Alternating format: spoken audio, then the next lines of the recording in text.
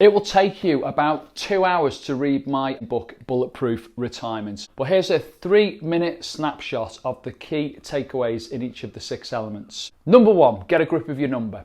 Try and work out the cost of your ideal lifestyle each year and write it down.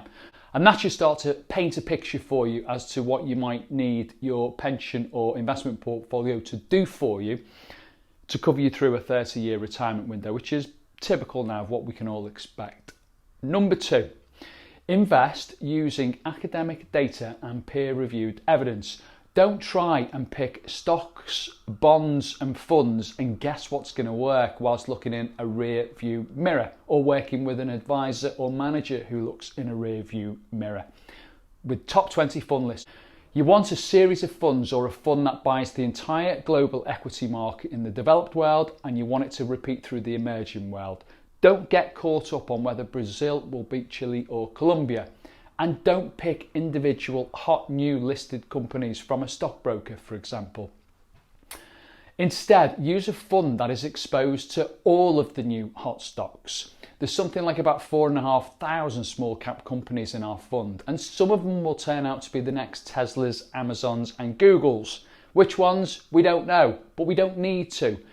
Don't bet your pension on trying to guess which ones will be the big next success. The key takeaway from investing into small cap companies can be seen if looking back in history. £1 invested into the UK equity market, the all share, in 1956 was later worth £750 in 2014. The same £1 was worth just under 6,000 if it had been invested into the small cap market.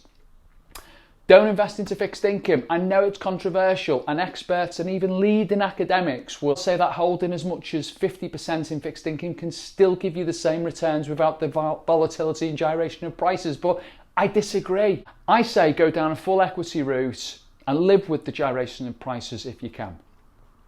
I would do that whilst planning for retirement, and I would do it whilst in retirement. And yes, we will, of course, and would monitor withdrawal levels and keep a cash buffer too, so we can use that when the inevitable 3, 5 or 7 year cycles come and the markets tank.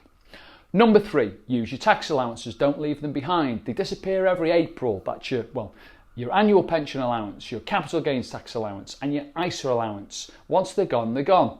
Make sure you're selling down gains in your investment portfolio every year before April to crystallise those gains so you use your allowance, otherwise it's lost forever. Number 4, think about your number, which we touched on at the start, and get an assessment from a proper financial planner as to what a realistic level of insurance looks like to cover your family or business partners against catastrophe scenarios like premature death or premature serious illness. On average, people are massively underinsured in our country, and I know none of us like paying for insurance, but if something goes wrong, it's not going to be very good. The family are not going to have the backstop they need to protect their plans, which should have materialised if you were still with them. Number 5, potentially controversial again. Don't always go straight to a solicitor and ask them to handle your estate plan or will. Have it looked at by an advisor who is tuned into the financial plan, investment plan, and indeed can tune into an estate plan.